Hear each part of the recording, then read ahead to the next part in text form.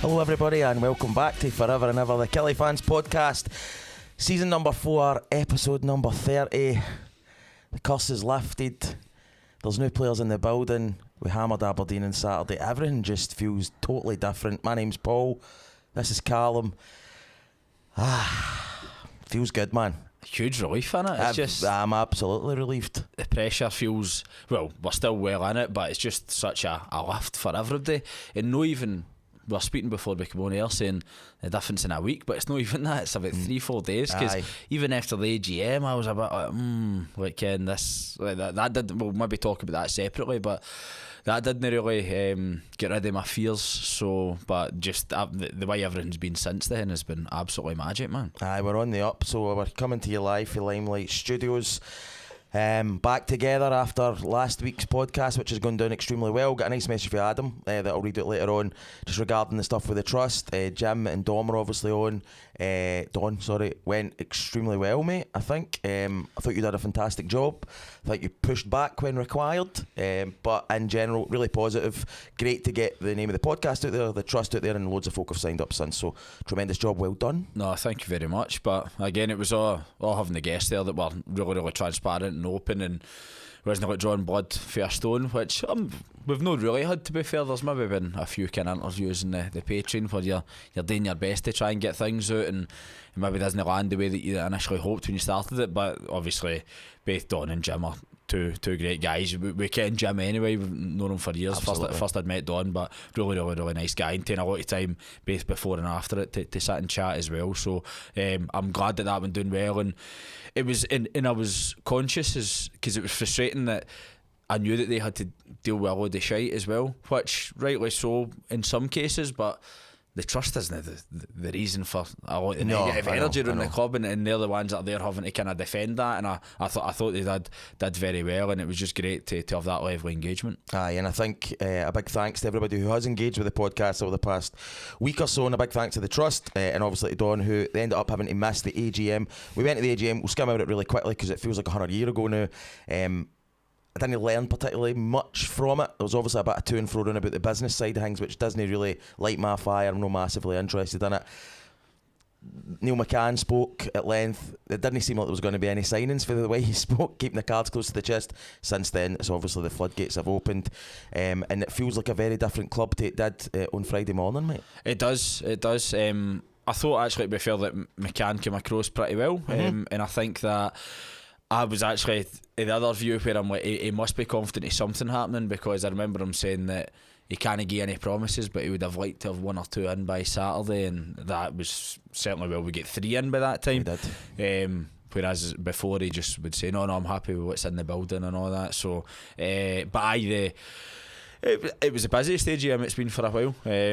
I've went kind of go intermittently, and you're always expecting more fireworks than what's presented, but thought again there was some difficult questions put to them. Obviously credit to Alan Bowie who asked a few difficult questions, and pity she'd have the parapet for that. It's no easy to do. The question about McInnes was tremendous and all. Aye, and I was like to clap, man. I went to clap and I shot myself. I went dead to disappointed because I went and I didn't do it. And I was sorry, hoping man. that, and it was so frustrating because they either like made a really bad job of trying to answer it, or they just didn't understand what he was saying. Because I didn't buy the line, he's a club employee. So I'm like, alright, so if a player comes out post match and does an interview and doesn't say the right thing, is he not got to get his knuckles wrapped for that? Aye, of course he is. So that was an excellent question, and I was hoping a wee bit, and I was actually going to ask to try and, well, no light in the mood, but informative question. I was actually going to ask about Ben Brannan and where McCann sees him as a player, whether there is truth to him playing centre mid, or where does he see him? Can he play right back in a 4, or is he on the left hand side and as a wing back? But I shout out of that, I know, man. We've got a shite bag, but here we are again. Exactly, but we'll come on here and say whatever. Aye, of course we do. But obviously that's kind of old news already, because things have moved so quickly. I was off last week.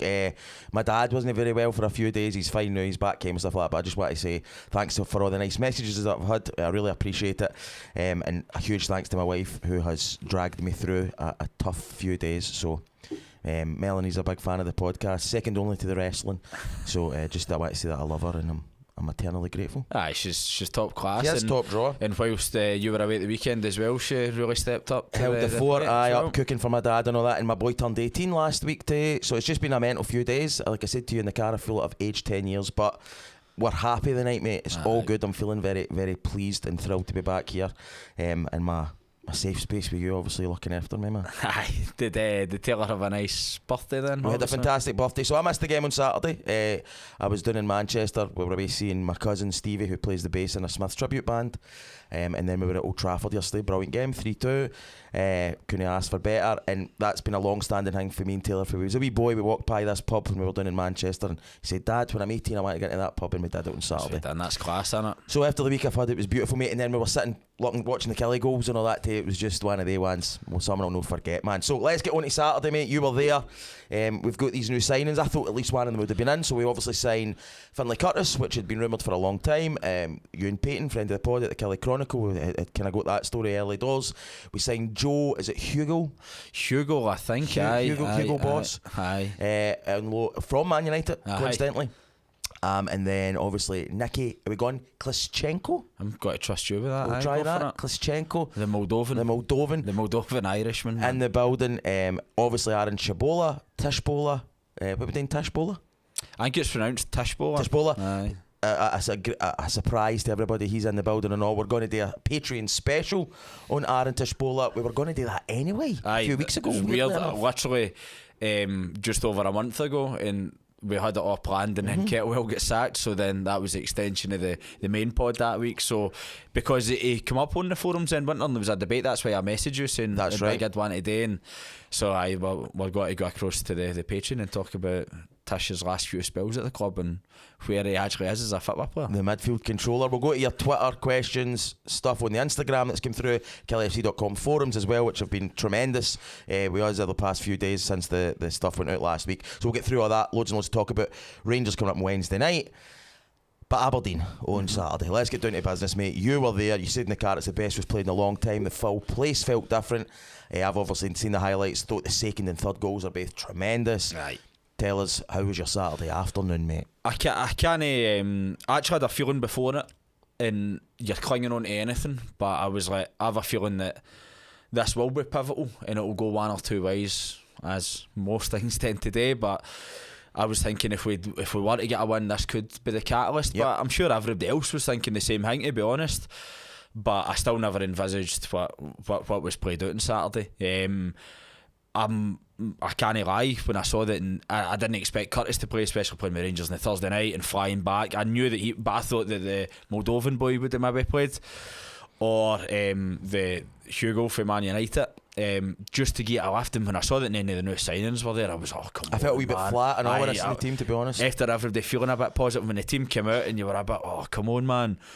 But as it went, and just genuinely for the first whistle, you're like, right, we look well up for this today. It looked like the lift that we should have got when Doolan came out against against Falkirk, or Neil McCann's. I wasn't at Livingston myself, but I kind of played all right, but I wasn't the same kind of, right, we're in business here. But it just felt like a difference. And to be fair, to go back to the Motherwell game, we actually did play all right. We did the first 20 minutes. First 20 minutes, half an hour, we were good. But this, everything comes down to the timing of goals, and to be up 2-0 after 14 minutes, superb. And that was us missing chances as well. Like, you know what I mean? It wasn't just two chances, 2 goals, which you take every day of the week. But we looked creative. Polworth should score early doors. Robbie Dees has a header, and it was just, and some of the football we played was excellent and as good as I've seen us. And it kind of reminded me, particularly that first half, of the St Mirren 5-2, with that second half performance where we just kind of blew them away, and it was, of course, that was better with the lively goals and something when you felt dead and buried at half time. But you could tell there was patterns of play there. We were playing good football, but we were aggressive as anything as well. We were pressing them, and you saw some of that in Motherwell. We were winning every first and second ball. That's right. Aberdeen just looked shell-shocked, and we bullied them all across the park, and I think every Aberdeen fan would tell you that as well. Peter even said everything as much after the game, and I just, great to be on here talking about a win, man. It's just such a relief, mate. 120 days or whatever it's been, and honestly, it's just so nice actually just to fuck, I've done less time in jail, man. Exactly, man. And it's just more than anything, it's just the relief we all need. And football moves so quickly, man. We all know that. But to go from where we were on Thursday night, we were at AGM, and I was like, I'm away, man, like up the road and head down, and to go to where there's genuine optimism in the space of 72 hours with these signings, with that performance on Saturday, and then Livy getting bait and that stuff with Martindale. It's like they're the basket club now, all of us at the basket case kind of club. You're going, what are they doing? He's now the sporting director, and they seem cut adrift, and already you're looking up, mate, in this game against St Mirren. I know we've got another podcast to talk it up. It's potentially season defining next Wednesday night against St Mirren, man. It's massive, innit? That's exactly what it's got to be, and it will be season defining, and particularly with the games at sandwiched in between when it's Rangers and Celtic. I know we'll come on to Rangers shortly and can have a quick overview of that, but realistically you're not looking at picking up, or you're not looking at the 2 games. Of course you're capable, but St Mirren's the one where you've got to pick up a win, I think. And if we do that, they're maybe thrown in the towel, you know what I mean? But I'm absolutely delighted with the way things played out on Saturday, and it shows that the difference, and it's mental, the difference it actually makes to your overall weekend. It's probably tragic, but it just changes everything. But I think especially, mate, this is an extreme case of that. It's different, like maybe on a Saturday if you've had a bad result for 2 weeks in a row, then you win. But this has been, I mean, it's like a relief, because you did get to a point you're thinking, we were talking quite openly, like, do we win another game here? So today that was phenomenal. You said the difference was obviously a great performance, but wingers, the fullbacks playing a wee bit higher up, and a kind of box in midfield you picked up on. So that's how I would anticipate how we started. So it was like a 4-2-2-2, if that makes sense. And as we said, the kind of box in the middle of the park with Kilty kind of playing inverted, and I just thought that it was like that allowed both fullbacks able to push forward. Thompson was good, but I thought Larsson was excellent, particularly playing in the opposite side. And I think that made a difference because it was like because Polworth was the one on the right hand side as well, so him and Kilty were obviously basically playing as 2 10s, but it seemed to work out and played really well. But I think that's something we'll see, just natural wingers now coming in, now that we've got at least 2 in the building. I think it probably will take that, and then hopefully with Kennedy coming back, and then just options off the bench. But you get through everybody and go over everybody's performance, see how good they were. I'm absolutely delighted that these, obviously he's had so many critics this season, and rightly so for so many things. Folk are right in saying that he started shaky, but see, the worst it is, I thought he actually initially started really well, won a couple of great headers, and I think Watson played him a ball back that he should have never got, right? Hospital ball. Aye, a hospital ball, but don't get D should have still dealt with it better, and then he plays one back to the goalie that just makes it, and that shakes him for a few minutes. And you're thinking, oh no, man, because he just went and won a few headers, but then for him then to even come back for that, and he was outstanding. And I think it's obviously that block at the end of the first half, or the double block that gets us gone, and he was there clearing his lines, and Shelty Brown next to him as well, excellent. Looked like he'd been playing for 10 years.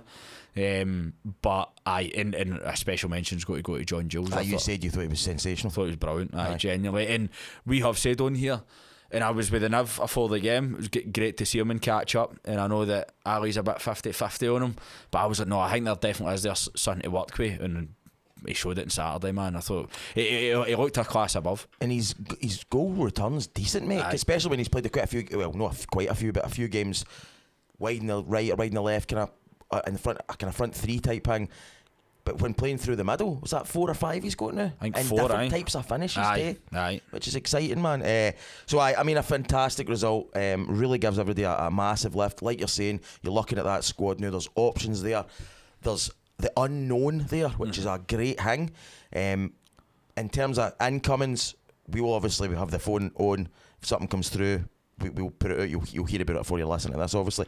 But in terms of outgoings, so that's kind of a bit of a topic. We've had a couple of texts today expecting a few. It seems like Polworth, despite coming back into the team and being in and out the team, will be going to Ross County by the sounds of things. Well, we heard that a couple of weeks ago, didn't we, as well, when you posted it in the forums or not, to say that you heard that he was going there.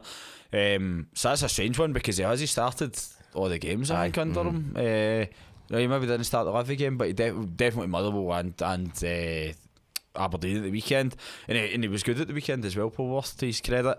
But it looks like he'll be away. Whether that makes room for this guy Whitmore for there seems to be something on that then. Another midfielder. It's weird because he follows us on Insta and Twitter.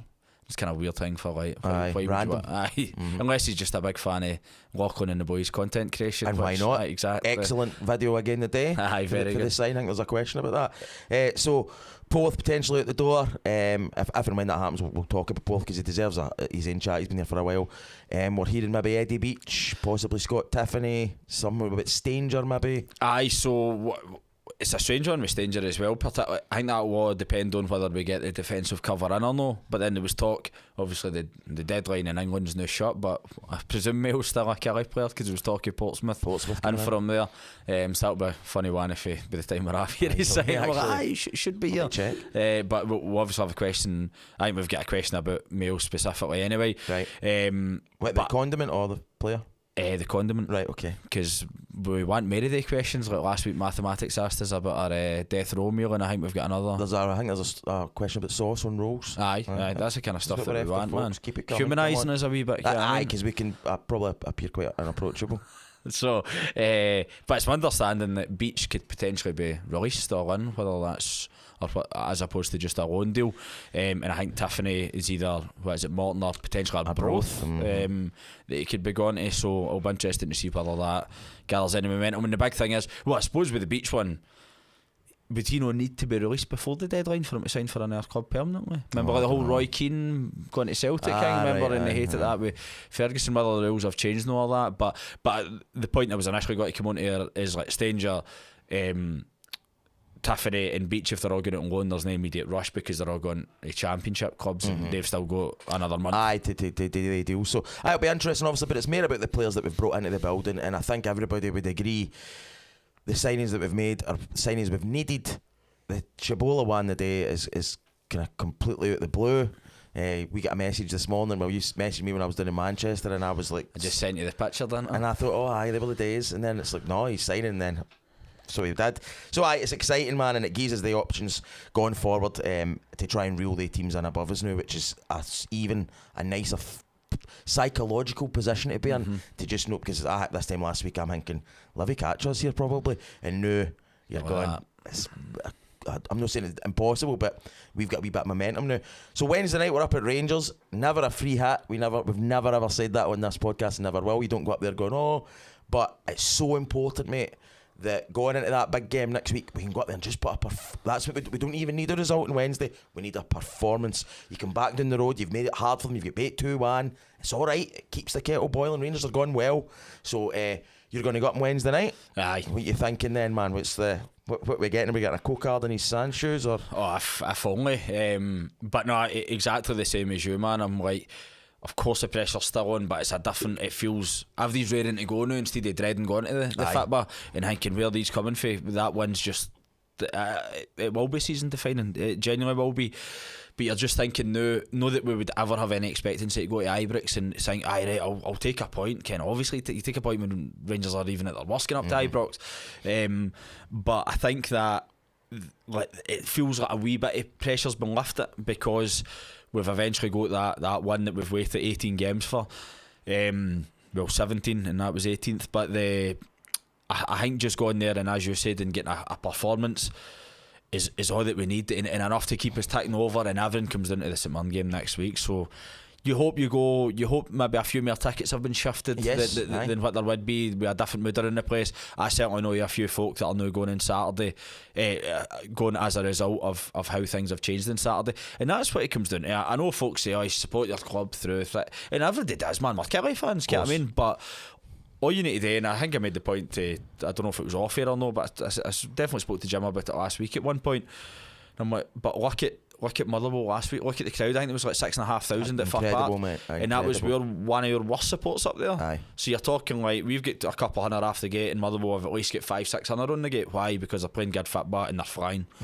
You get folk through the doors when you're better. It's as simple as that. All your clubs have got a core fan base, and Motherwell will be the same. They could be in our position again in a year or two, kind of thing, you know what I mean? So you go and win games, feel good factor, play better football, don't get me wrong, folk want to win games first and foremost, but especially when there's that extra added factor, more folk will go and watch it, and that's even been proven for how we did on Saturday, that more folk are likely to go to Ibrox than they would have this time last week. Well, put it this way, mate, if we lose on Saturday there and we go up to Rangers and get beat 3-0, what are you looking at next Wednesday? It's against St Mirren, 4,000 maybe. Aye.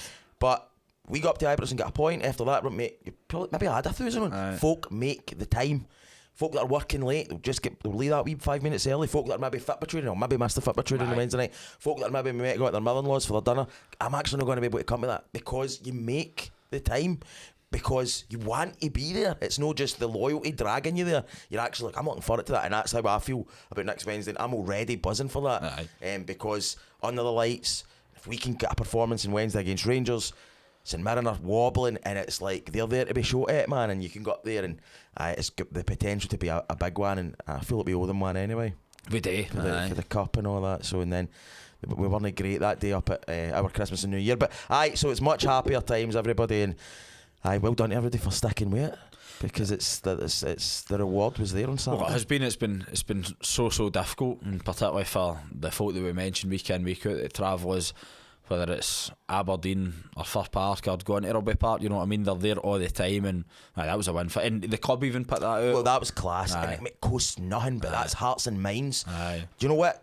McCann gets hundreds of credit for me, not only for the way you're describing how we've set up, which has obviously been on purpose to combat Aberdeen, but that stuff after the game, making sure the players are going around the park, it's a nice touch in it. And that's what we're saying, how it did. And don't get in. I loved how McCann, though, he was still realising after the game how it's only 1-1, but it did feel different, and you knew that by the reaction. And even when the full time whistle went, it was like a proper cheer. It was, and everybody's like, thank fuck, basically. But you knew that, and that's why so many folk waited in the ground to see them run all the stands, because, we deserve it, Ken. We're the ones that have had to suffer it, but you know that the players have been trying, and it's been huge to get that monkey off our back, and that there is the mood's different, man. It is. But then we'll be back next. Rangers will have it. It's 5-0, man. The Kelly are back. And it's just it feels miles better now. And probably the viewers and listeners can tell by us with a lot more enthusiasm, and maybe sounds like we've had 2 or 3 pints. Sounds like you and I both on our own Radio Scotland after every. Professional to the end, man. Bad when you've been on Radio Scotland and can't mind it on the Sunday morning. Fuck, so I was. The only time I've been on it sober was after the Motherwell game. Every other time I've had at least 5 or 6 pints. That's pretty standard for you, though. Kind of daily intake. That just gets us to the level. That's where you need to be, man. Right, we'll head over and answer all your questions for the KillyFC.com forums and the X, but before that, we've got a message from our lovely sponsor, Nick Davis at Allied Surveyors. Allied Surveyors have been carrying out home reports and valuations across Ayrshire and here in Kilmarnock for over 20 years. Lifelong Killie fan and company director Nick Davis is here to help you if you want to get your home valued and sold.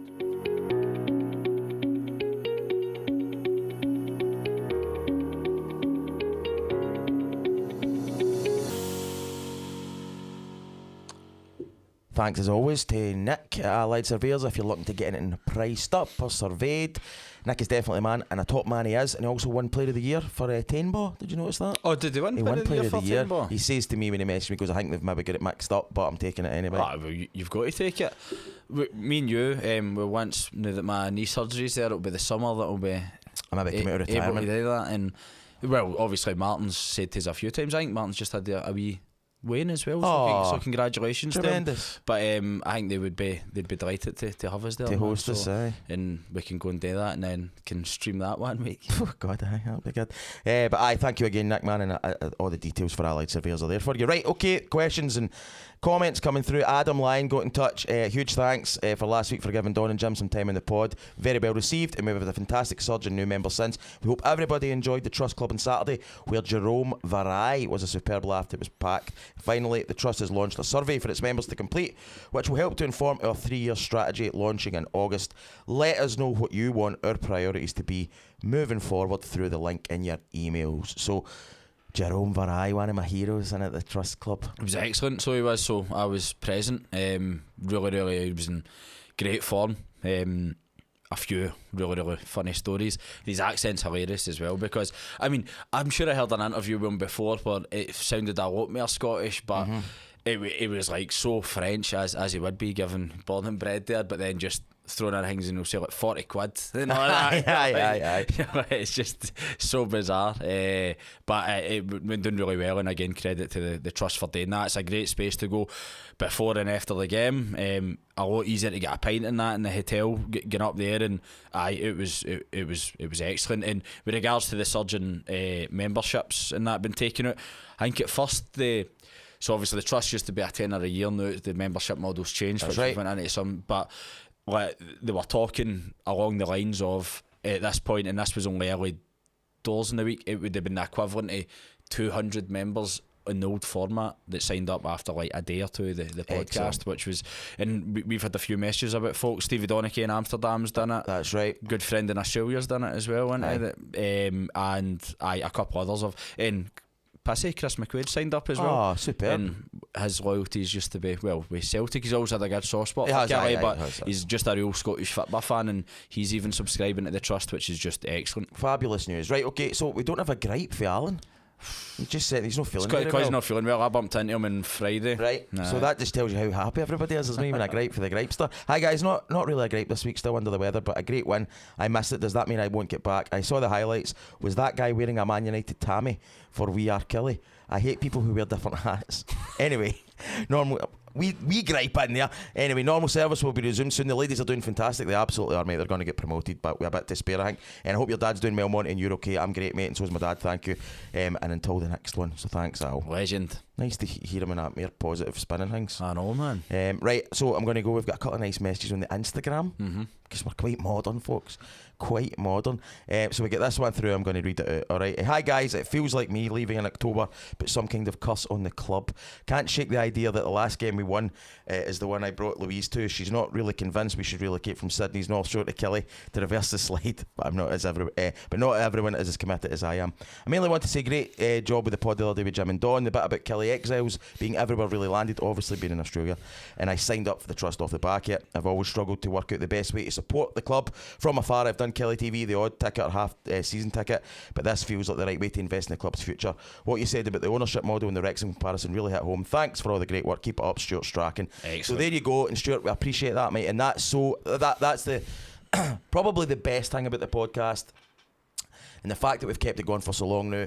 It's that connectivity you're getting for folk who kind of get to the games, who maybe only getting that chat in the boozer or in the cafe or on the way to work to somebody. We're kind of keeping them together, man. So that I'm really proud of that, and that's a class message to get. Oh, well, it is, and it's humbling for us to hear that, and the fact that folk do feel is connected with the club despite them being hundreds of miles away, in some cases thousands. So that's top class for Stuart, and delighted that he's joined the Trust as well. We got a message for AP and all. Evening boys, only recently signed up to the Patreon with an hour's drive to work in the morning. I'm getting battering through the episodes. This morning's listening was the Return of the Max episode. Totally forgot Shabola had returned. Aye. Fast forward 4 hours and he's signed again. Lad I was working with today was in the under 21s at Killie under McCulloch and then Clark. He had a few stories about his time, and for the first few days I worked with him, I channeled my inner Killie cow and gave a deep dive and fired loads of questions at him because he never played for a first team, but it's a hell of a lot closer than he got a hell of a lot closer than us to living the dream. Keep up the great work, appreciate it every week. Thanks very much. Absolute class, great to read. Right, let's go over to the forums. Aye, because that's it now. Unless Elon Musk wants to sponsor us, we go to killiefc.com forums. Take his money. Stu, my baby. Stu's like, hey, steady on there, man. Got to keep the home fires burning. No, Elon, if you're interested, mate, give us a shout. Very competitive rates. Right, okay, call for questions on the killiefc.com forums. Let's go for it. Bellman got in touch. Hello, mate. Where has that team been hiding since October? Dee's best game in a Killie top. Those 2 blocks for half time. Was the opener Brad's or Kilty's? Brad wears specs. You've got to trust him. Right, okay. That's my life advice to anybody out there. So I think that the fact that, he doesn't seem like the kind of guy that would lie about anything, does he? No. Honest John, innit? Aye. You're Bradley. And that's purely because he wears glasses. Right, okay. We're going to go with Brad, mate. LH31, what's happened to Ben Brannan? I don't. Surely he must be injured. Was he not on the bench? No, he wasn't on the bench. No. Aye, so well, there's a wee something, and it's one of them folk are talking about. They put him on loan, and you're like, if he goes and plays, I mean, kind of similar predicament maybe Rangers with Curtis. Like, I mean, the Rangers fans like him, and they would probably like to have kept him. But maybe the best thing for it, if we can go out and guarantee that he'll play every week in the Championship or whatever, then that's surely a good move for him. But it's just disappointing when he breaks through and you're like that, right? This is what we've been waiting for, man. So to not answer your question, man, I don't know what's happened to Ben Brannan. Barbino got in touch on a scale of 1 to fucking magic. How good was that game on Saturday? Everybody knows the answer to that, Barbino. Bullet gets in touch. Does the panel of learned gentlemen think that the result can be the catalyst to get out of this situation? We have some hard fixtures, but plenty before the split that are at Rugby Park against the teams in and around us. So the panel of learned gentlemen would be myself, and it would be yourself. 2 men educated to degree level. That's true. You not got multiple? And I've got an HNC. Right, so have I. So we'll count that then. Alright, okay. So HNC and BA. Aye, there we go. BA Baracus. Right, does the panel of learned gentlemen think the result can be a catalyst to get out of the situation? One word for me is yes. Cal? I'd agree with that, and the key point being it all comes into a St Mirren game. So if we beat St Mirren, it reels them right back in, and we've got St Mirren to play twice, Livy twice, Dundee twice, Dundee United twice. Mm-hmm. You're like, well, there you go. There's enough games there. Go win 6 of the games. And obviously it's still in our own hands, but when you're looking at it with all the eventualities that Fitba can strike up, if we win next week, it's completely in our own hands. You know what I mean? You're right in amongst that again. Whereas you're not like, but 6 points is too much to. You're like, right, this is well doable. Very doable. That's exciting. Alibaba, no question from me. Just delighted with a win. Mathematics gets in touch. Do you partake in Valentine's Day activities and purchases? And what about Mother's Day or Father's Day? Valentine's Day, more so like the kind of first one. Aye, okay. When you're reeling in, I suppose I. But I never even got a Valentine's Day card till I was with Alison anyway. So you strike me as the kind of guy that would have got them at primary and all that, as well as I never even get one for my kinfolk date for their sons or all that. Like, I never even got one for me. It's not even bother, no. Nah, well, probably didn't. Well, you said Valentine's Day, so I used to get quite a lot. Yeah, well, my best ever one. There was a Valentine's Day card on my mum's car for me when I was like Ken, like the windscreen wiper. Aye. Anyway, I've never found out who it was. Oh. Hi, maybe it was my mum. All the years, man. Jeez.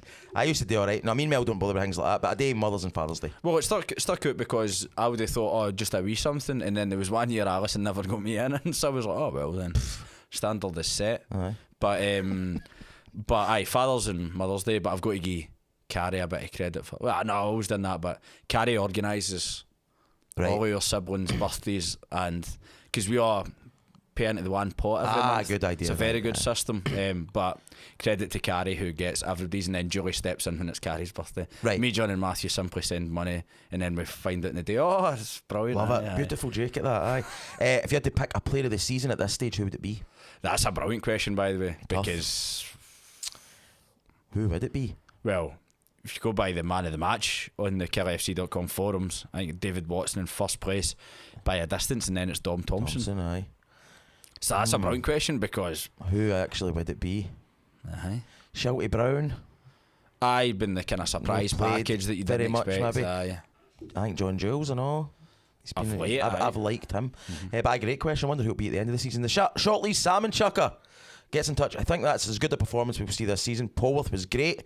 He's got the engine of a 1982 Citroen Saxo. Doesn't go anywhere fast, but he's very reliable. We can't lose the faith. If we lose to the Buns midweek, we'll bounce back. Malky says, Monty and Cal, do you think the fact that we have 3 new signings on the bench gave the team a kick up the arse? That sleek at Gnome Shinny finally getting sent off was the icing in the cake. Also putting this one out there now, sink or swim, but I think the centre forward from Man United could be a great signing, could score 7 to 10 goals, and I'd be looking to extend Tyrese John Jules. So I maybe the new signings just gave the place a wee lift. Couple of points on that. So I thought Hugo looks really good. He looks quick, looks quick. He looks like he can get in behind, but Good. can also come deep and get the ball. Don't know if you've even seen Stool, maybe I've seen it actually, but he scored against Rangers in pre-season last year. Right, and it's a brilliant finish, Ken. Really liked him. Just on that, because we never even touched on the kind of shiny red card thing. What a fiasco, man. What was it? Right, so again, VAR and all that. Aye, so he get booked in the first half, right, and then he get away with a second yellow right after it. So everybody, after what's happened to us the last few weeks, everybody's up in arms. Ref shat it as I expected them to, but I'm like, here we go, typical again. And then the ref booked Watson for a shoulder challenge. Like, it wasn't even a foul, let alone a yellow card. And then I even thought at the time, it knew it definitely is a straight red, knew that I see it, but I even thought at the time that the ref mucks up a wee bit by giving him the straight red, because you just take the easy way out and give him the second yellow and red if you're confident anyway. For then VAR to look at it for ages, for them to send the ref to the screen but he stuck with his decision, but all that would have done would have been brought him back out to downgrade it to a yellow to send him back down the tunnel anyway. I didn't realise all that had happened. Just like even though again Scottish football, only Scottish football, but it would have been funny to see Shinny come back out to get sent in the tunnel. But see, as a spectator, what a waste of time, man. I thought the ref was awful, man. Like, one of the didn't let him do away with anything. The too many yellow cards, and obviously that worked in our favour. I think Shinny's both were, but just didn't. So fussy, mate. I thought that was Man U Fulham yesterday, and again there was a big VAR check on it. At least they've got the mics, though. They tell you what's happening. But I thought the game just flowed that wee bit better. Miles just better, man. Let things go a wee bit more, and everything's stop, start all the time. They're fussy, man. And Ken, that way you're always on edge, even when, and it's nowhere near it, but even for the third goal, when Larsson plays the ball outside and Anderson gets onto it, and the minute I was like, I bet you he was like an inch offside there. And like, when he scored, I saw the ref talking to an Aberdeen player. I'm like, oh, here we go, man. But it turned out it wasn't even close. But and again, there was another decision, I think, penalty potentially in John Jules, and maybe it is only 15-20 seconds, but see, when you're waiting, football should be fast paced. Of course, man, that's what's a good thing. It's a word for the finish for John Jules. Unbelievable. Brilliant. And Anderson's finish, but the wee layoff on a great pass in for Thompson. Brilliant. Great goal. Two great goals, I thought, man. Two great goals, and actually Anderson a lot more credit for the finish than thought at the don't get at the time I was expecting him to it, but when you see it back, how close the Aberdeen player is to him when he gets it right under it, that's easy one that the player could block, like with the close proximity. But brilliant wee touch for John Jules and a great finish, and very similar finish to Anderson's goal at Tannadice. Aye, that's right, he's got that in the locker, man. Right, Ray D gets in touch and says, roll and slice, red sauce or brown sauce? Red every day of the week, man. But I can go without sauce. Can go with it. So my own personal conviction with this is that a roll and slice is a delicacy, like a genuinely one of the best foods that you could ever have. I honestly believe that. I'm not even being like over the top. I think the mix is spices and with a nice proper roll with a good butter, and I'm going to bring people together because we're in a buzz tonight. I love it with no sauce, I love it with red sauce, and I love it with brown sauce. And variety is the spice of life, mate. And Ken something, I don't see when I go in and order it, I don't even know. I go, Ken what? Red sauce today. I'll have a bit of anything on it. I love it that much. HP brown sauce. House of Parliament. Sauce. Aye. HP sauce. I would if I could only ever have one, I'd go brown. I would lean towards brown. Aye. See, I'm not a big brown sauce fan. All right, okay, because of the House of Parliament in the front. Exactly. Change it to Holyrood sauce.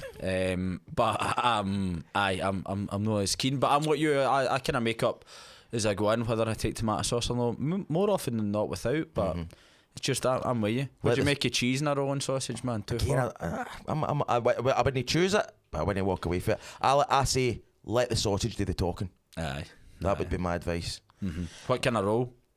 I'm getting into well-fired. Well-fired rolls are brilliant. But I would just go your plate. But I don't like a kind of crispy roll, man. No, I don't want it to be oily. Nice I quite often drive and eat, and I don't want it to be. Here's a big one. Did you ever get fried egg or that? Right, hold on. What do you mean? And a roll? Right, so like a roll and slice with fried egg? Never ever. Nah. Too mate. Brilliant. No, because this is what it comes down to. So in the house, it would be different, and you can make the yolk maybe a wee bit runny. I would have it in the house, but I wouldn't have it for But Brownings. if you go into Brownings, they've got to read between the lines, and it's got to be kind of hard fried egg, man. Because you're on the move. Aye, because it's got to pass with it, you know what I mean? Because it's a great combination. Aye. extra wee bit of protein in there. Excellent. Salt and pepper on top of the head. Now you're talking, man. Right, excellent. Bluebeard said most folk are not expecting anything from Wednesday night. Do you think we can win this year? And I do. I believe we can. We've already kind of covered it, mate. I think you're going up there with optimism now. Bovril says teeth grinder. Only for the football, or would you have it at home? It's another great question. 95% of my life has been at the football. However, when I worked with John, and this will be one because John's now vegetarian/vegan, but when I worked with John, he had wee bovrils for us, man. Ken just it comes in the cup and just pour the ready to go. Boiling water into it. Football only for me, but again, a treat at the football. Dillinger gets in touch, friend at Pod, of course. Who do you think will be the best signing out of Ross, Curtis, Hugo, and the Moldovan? And you can add Aaron Tishpola to that and on. Got to say Big Tish, man. Big Tish, he's back. How much did nil flatter Aberdeen, says Andy? Very much so. Definitely. First half they still had a couple of wee chances letting these builders out, but we were excellent. And he says the Inter Milan flag is a masterpiece. Gal Dunk, has the win over Aberdeen and the new signings given us a realistic chance at avoiding the bottom two? I think it has, Gal Dunk, which is exciting. DMF says, jumping the gun slightly as we've got Ibrox on Wednesday, but a St Mirren game on the 11th shaping up to be the biggest game of the season. Yes, right, without doubt. Certainly is. Prester says the enemy noticed Mayo wasn't playing at the weekend. Didn't hurt us. So is he still here? He appears to still be in the building, maybe we'll see. Kelly Sexay is looking forward to another deadline day live with the pod, Casey. We couldn't top last year. No. That's why we've not went live again. It was last year Tom Wilson-Brown, wasn't it? Exactly. The famous.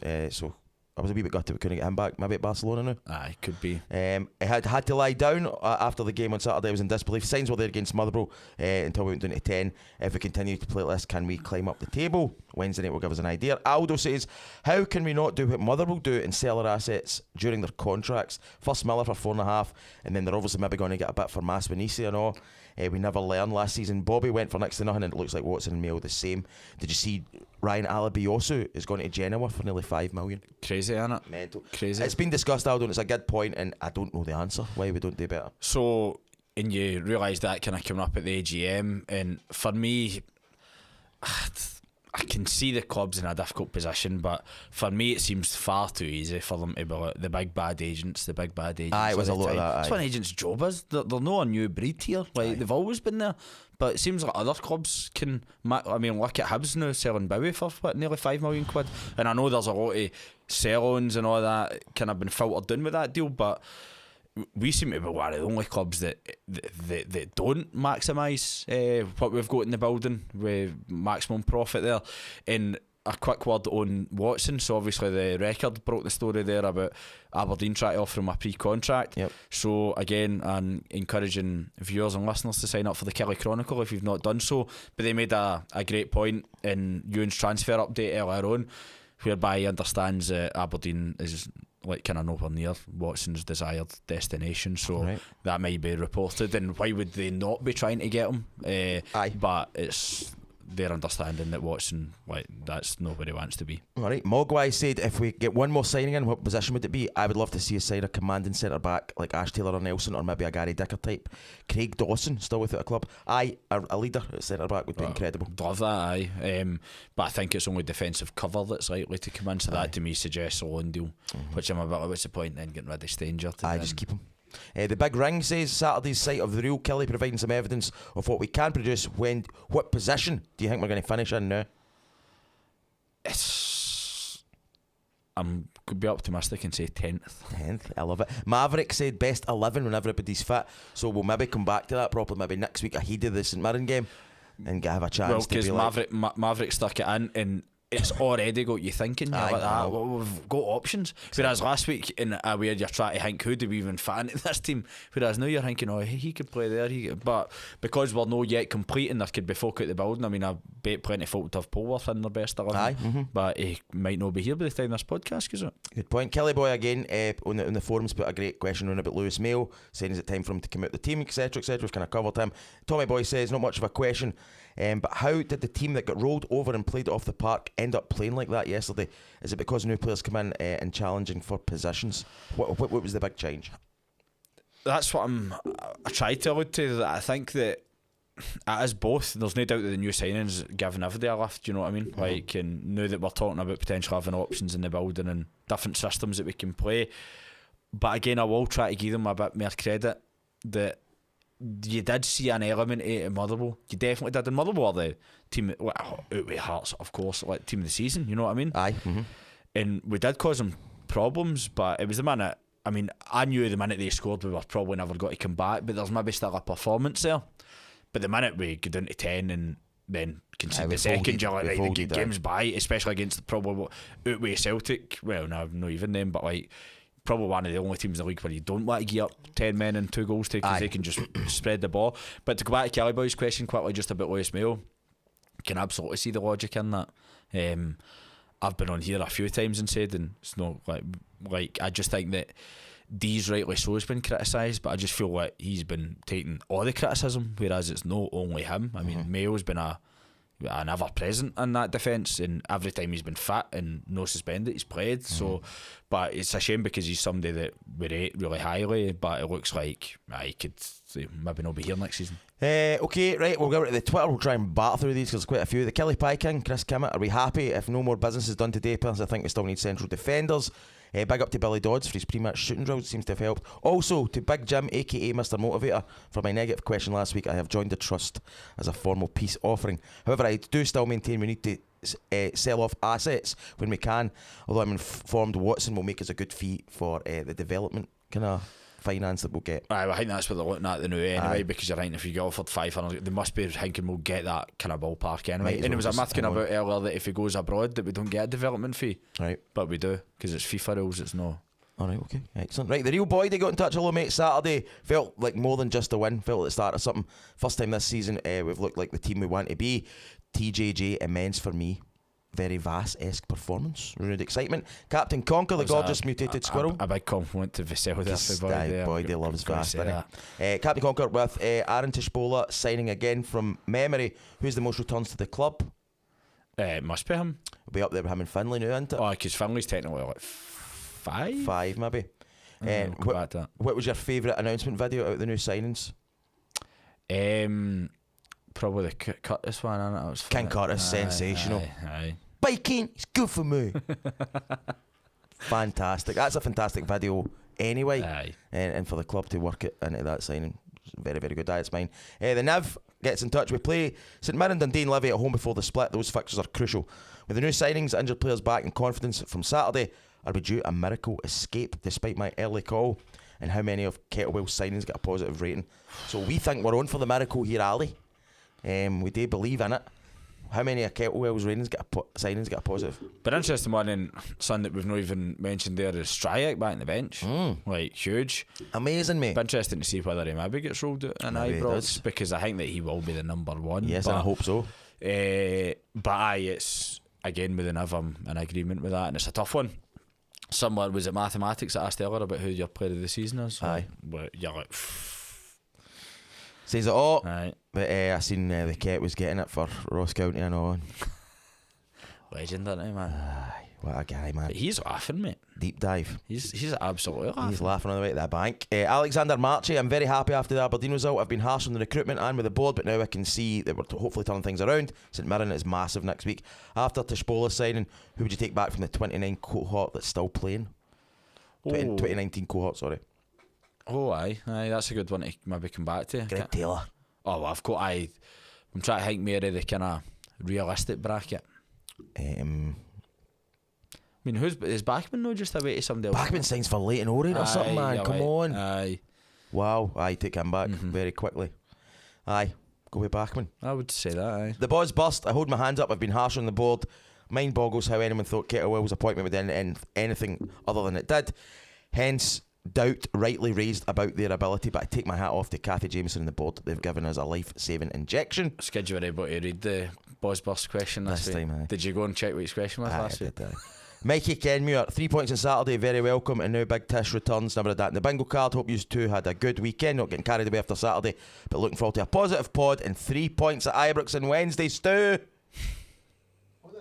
One of the Rangers. Well, we've got a draw right then, everybody's happy. That was right. Gunnar Vance, the most gorgeous man in Europe, if not the world. What's this magical feeling in the air? I skipped into work this morning. Not in a million years did I see a performance like that coming. The team announced on Saturday felt like a kick in the balls after Thursday. Wednesday's a free hit for me. It's all about the Saints next week. David Hanna. Okay, so what do we think? Is this the start of an actual recovery or a dead cat bounce? Performance level on Wednesday, not the result, will tell us a lot. Exactly what we've said. Aye. David McTaggart. What's your opinion on signing Tish again? I'm not impressed with it at all. So I noticed that, but Davey's obviously loading the Patreon anyway, so he'll absolutely hear our opinions on that. Okay, well. But I'm more feeling positive about it, but I can understand, and this is the enigma that is Aaron Tish-Bola. That's why he's getting a podcast dedicated to him. Kyle Anderson, a win at last. Out of the players we've signed the past couple of days, Klischenko, Hugo, Curtis and Shabola, 3 of them are permanent deals, which is a good thing for the club. Aye. Must be a positive, good point. Kevin KTID says, great content last week, excellent window work at Rugby Park on the signings. My question is, are we looking to avoid 11th now? I believe we are. Aye. Yes! Del Steele, they've taken a bit of stick, and rightly so, but you have to applaud the board for backing their man in the transfer window. Yes. No question, just answers. 1 win, long way to go. However, for the first time, all of the players played 10 out of 10. 3 and now 4 new signings with good credentials, great catches by the club. We have to thank the board for backing the team. Oh, well, that was exactly it. If you've gone from, even with these couple of new signings, gone for, as we're just repeating old ground, but like now having options. So you're like, well, Kilty was excellent at the weekend as well. You're like, right, he's got a part to play. Polworth looked good. John Jules excellent. Bruce scoring. Plenty going forward, man. That's it, man. John Spears, friend at Pod, is having every signing posed with the scarf above the head and full home kit, but the white socks rather than the blue. A psyop of some description. So it's like some sort of psychological. What, man? Tomfoolery there. White socks. Aye, so then we never wear the white socks, right? We only wear the blue socks. But when the new signings get announced, they're in the white socks. I've not noticed that. Is it like, or is it a Mandela effect or something? I know, it's a strange one. Also, if you were Tyrese John Jules and you'd connected with that attempted overhead kick, would you have retired on the spot as you would have completed football? I could try this basically bicycle overhead kick, right? But ends up going for a shy. But I've applauded the ambition, and that's the difference with him, man. Get a bit of swagger about him. He does. Try something out of the ordinary. The wee layer for Bruce, like you can definitely tell why he was so highly thought of. Aye. And that's the big thing with Hugo as well. And I know it's such an easy thing to get in, but you're like, surely if you're at Man United for 5 years, like, you've got to have something in there. And John Jules been the same way. I know he filtered down, but the fact that even Arsenal had him back in training under Arteta, you're like, they're not doing that for anybody. Like, he's obviously well thought of. Good, mate. Greg Halbert gets in touch. Thanks for keeping us going through the dark days, lads. It was the shining light in the dark night, but it feels like the dawn has come. Not daft enough to get carried away, a long way to go. And I don't expect anything for Wednesday, but I think the squad is capable again. Sean Cowan, evening guys. I'm just wondering if you and the fan base are starting to feel like the gaffer and his assistant are winning the fan base over. I didn't want them, but I've seen a big improvement. Aye, absolutely, man, absolutely. Well, and we done a deep dive in McCann and Dodds, and we had to kind of temper the expectations. I think we're going on about these guys as if that. But I think that they just brought a bit of feel good for, and they seem like good man managers. Aye, I think players will want to play for them. Scott says, why do I feel happy after a killer game? Is this meant to happen? What a performance. The fan base deserved it. Still in 11th, but let's hope this jump starts for season. St Mirren and Dundee United will be starting to sweat a bit, I think. Scott taking his meds though. I don't know, want me to DM him? Aye, well, because that's maybe why he's feeling so weird. Maybe that's what it is, mate. Right, just double check, man. Watch your dosage. Matt Robertson, when are we going to get that next win? But seriously, do hope come end of the season we can look back and say our season started to turn for the better on January the 31st. We need to build on this momentum. Spot on. Matt Donnelly says, I said from the start, let Neil and Billy cook, and by God, they produced a MasterChef masterpiece. That was a Michelin star culinary explosion for all the senses. I left Rugby Park on Saturday so full of satisfaction I couldn't take another bite, but can we serve up another victory on Wednesday? Right, that's brilliant. Sensational punnery, that, innit? Excellent. So to come back, and I'll pose you a question for that. What do you think both their meals are then? What do you think they can cook? What do you think Billy Dodds' go-to is on a Thursday night? He's back a wee bit late for work. Roasted cheese. Hunters of pepper. What kind of, does he mix his cheese? Is it orange cheese? Orange, thick cut. What about Neil McCann? He meal preps. Yeah, I think he's got meal preps. But Doddsy is straight up roasted cheese, man. 5 slice. Checking the teletext. I can't get this phone anymore. How do you get the fat bone it? Wife at the bed cracking up. Mere roasted cheese, Billy, come on. Right, Brent Stewart. Translate Aaron Shabola returning into a Royal Rumble return. It was a Royal Rumble at the weekend there. Some pop in it. So somebody coming back. Aye, well, I'm out of touch with wrestling. Aye, so Edge came back a couple of years ago and it was class. Somebody put that in the forums actually, I think. That's a good one. Aye, that is a good one. Mm-hmm. What would you put Tishbola doing as? Because it is, and there's a bit of positivity, but it's not like Malumbu coming back. No, I know. So maybe, I think somebody like that. I mean, I wasn't a big, huge fan of Edge. But he was a big I bet it was a big deal, wasn't he? Or is it No the one I equivalent watched of like two cool being in the ring together at the same time? Well, let's go with that Then one, man. Rikishi just take one for the troops and getting rid of Grandmaster Sexay. Aye, had to be done. Authority. Aye, it's every man for himself in the Royal Rumble, folks. Scott, how come in the late 90s, early 2000s you could go for a pie and watch the game on the TVs above the kiosk, but they don't do it anymore? Completely forgot about that because I made when I was talking about obviously getting a pint in England, and you've just joined me in that experience last week at Man United, but how it's even all synced up, how you can go and have a pint and just watch the game downstairs. And I'm like, Rugby Parlour used to have tellies downstairs and these stand. They did. I remember it very well. But aye, seems like an easy thing to do. But I wonder where they were broadcast for. It was like first telly TV, and like, so. Aye, the full game was just getting, because I remember it very well. You could stand and watch the games. Aye. Very slight delay. By the way, they should bring that back, and what they should do is they should have like some pre-match stuff on the tellies and all. Mm-hmm. Like, so when you come in, because I think you end up getting a drink at the Football School in the next couple of years. So it's definitely the vibe. Going, so they need summon, and what they could do is like fill it with like killy content, folk that are used to talking on camera, who've got a wee bit of connection with some of that. I'm trying to think who could. The light roasted cheese. That like roasted cheese. Taylor Day get in touch to say hello, and he'll be happy because he's a Man U fan too, isn't he? Yeah. Happy with a smile at long last against the useless Grampian Dons. Great to see the Grampian Shark striker Bruce haunt his former club, and the Fair City centre-back Dees for his man of the match performance. Can happily say this result was for my papa, missing and loving him every single day. Oh, Taylor, absolutely beautiful, mate. Big hang for him as well, because, and even hang me, but that'll be the first time Kelly have won since Peter's passed as well. Oh, magic, mate. It will mean a lot to him. Happy days, man. I love that. Alessandro Boscanero, you're many things, son. You're not Italian. Can we play Aberdeen every week? Couldn't see where the next points were coming from before Saturday, but looking forward to it. It's unfortunate we've got the old firm coming up, but I can see us taking points for St Mirren and Dundee United. Scott Spears, what a performance on Saturday, never saw it coming. Question for you is when have you ever heard a big murmur when someone has been announced man of the match? When Dee's got it, I think the whole place was in shock. Oh, aye, that was, I was like, oh no, man, like, again. Did folk go, oh. Folk are like, and there was a few folk like, kind of laughing and that. No, man, but you're just like, it's bit of both, because Shelty Brown was excellent as his partner, but honestly I thought Dees was excellent, as was, but so many of them could have had. For me, it was got to be John Jules, goal and assist, ran it for the front, but I'm not saying it was a political decision, right? But I think it lifts the mood, because, and he needs that, I know, man, because he does need it, but he totally deserves the credit for where he's been, and to even have that shaky couple of minutes in the game to then bounce back for that was huge. And like, again, I don't matter, Dees deserves a lot of credit, and he was excellent Saturday. There has been ones, I can't think any though, a couple of times you've been watching games and they've announced man of the match and you're like, what? Oh, there was, Matthew told me a story where Foster's sponsored man of the match. Aye, and there was one where and they asked somebody in the hospitality and he went like that, Peter Levin, right? Levin. And then the person misheard him, just thought they said number 11, and they announced it as Danny Invincible, and I've just what the fuck? He's just come on. Danny was murder, so and then that's apparently where that came from. Right, okay. Right, Galak, hello mate. It turns out the Blues Brothers can cook. Same ingredients, just needed to change the method a wee bit. Roasted cheese.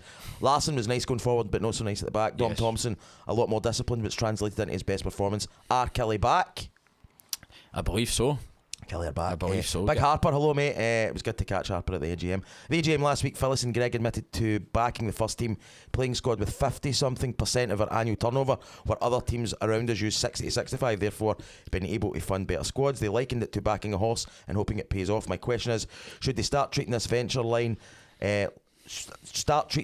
like a football team rather than a horse and jockey? I find this worrying, especially as we've been in a similar position next season. Well, I think everybody in the room when that line came out was a bit like, oh, I didn't land the way they hoped it. Aye, but surely that couldn't have been rehearsed. No. That must have maybe been like kind of things that we see on here. You're like, that maybe wasn't what was in my head. Aye. But that couldn't have been the line that they all agreed on. That you're like, oh, if we get asked this, we say we're back in a different horse. Aye. It's just your luck sometimes. Because immediately, and I think you even said you're picking the right horses then, because there's folk out there that can how to buy the right horse. I think I said you've backed a few donkeys. Aye. Because I'm quite funny. You can be. That way. You can be at times, man. Listen, if they want to get put in touch with somebody who studies the form very closely, I've got somebody that's very close to me who's a professional gambler. Aye, of course. Last two questions. Owen McLean, we're winning the league, aren't we? Who said that? Owen McLean. We're winning the league. Aye. Aye. Next, so. Maybe a long-term plan, next year. I would say so. As long as it's not the championship, don't think it will be now. And McRodders to end the poddy, and we'll be back to normal next week probably. We were all roads lead to Kelly because it's been an extension tonight. It's been an extender, as Alan Partridge said.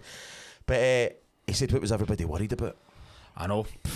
And that's the one thing that I'm kind of conscious of, because I realise there's too much positivity and good feeling in this room now. But I'm a bit like, it is one game, but that's what I'm saying, it does feel different. It does. And I'm not just saying this because folk are well aware of my views on the Ket for the word go, and I tried to manage expectations throughout, even when things did look okay.